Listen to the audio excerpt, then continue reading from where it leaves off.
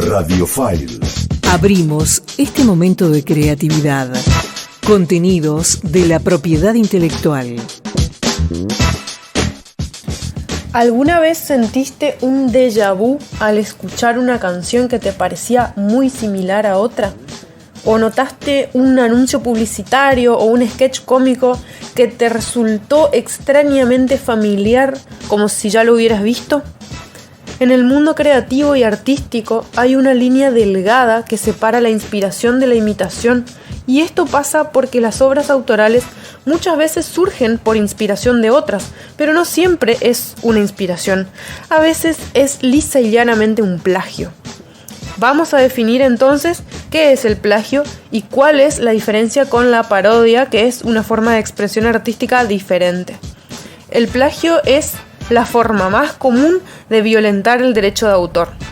Según Lipsig, una académica especialista en derecho de autor, consiste en el apoderamiento ideal de todos o de algunos elementos originales contenidos en la obra de otro autor, presentándolos como propios.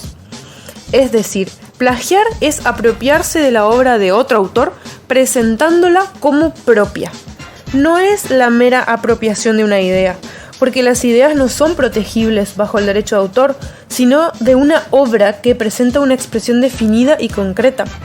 Por ejemplo, utilizar en un filme o telenovela los arquetipos del poderoso inescrupuloso, de la víctima inocente, el investigador meticuloso o el héroe que lucha contra el mal, no constituyen un plagio. Sí sería plagio apropiarse del argumento de una obra fílmica en concreto, en donde todos estos arquetipos están definidos a efectos de desarrollar una expresión artística única. Lo mismo ocurre con la música.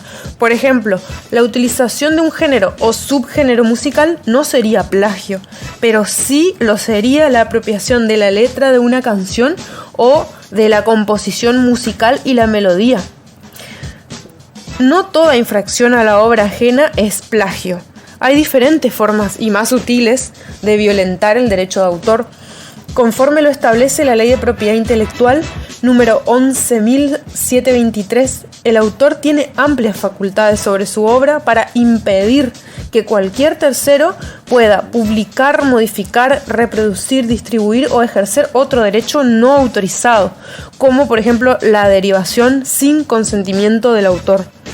Entonces, cuando un tercero comete alguna de estas acciones sin la autorización del autor, técnicamente no comete plagio, pero sí está claramente infringiendo los derechos de autor. El plagio es apropiarse de la obra, es atribuirse el haber sido el autor de una obra creada por otro. Por ello se dice que el plagio violenta los derechos morales del autor, que van más allá de una afectación patrimonial. Y es por eso que al plagio se lo cataloga como un instituto del derecho penal, con lo cual es una acción delictiva.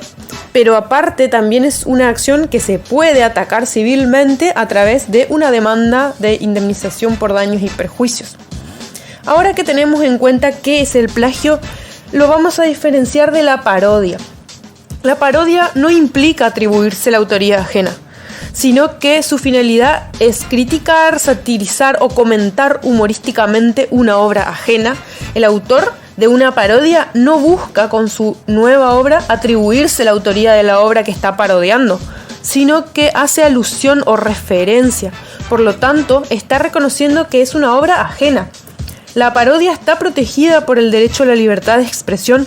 Es por ello que no requiere de autorización al autor de la obra parodiada, siempre y cuando dicha parodia no constituya una difamación o un menoscabo a la obra o al honor del autor.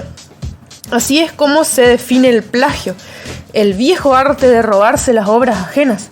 Y es algo tan común, muchos de los grandes artistas más reconocidos son los que más han plagiado, pero han indemnizado con el abultado dinero que ganaron gracias a ese robo. Esto ética y jurídicamente no es correcto, pero no podemos dejar afuera de este tema la célebre frase del pintor español Pablo Picasso, que dijo: los buenos artistas copian, los genios roban. ¿Será esto cierto?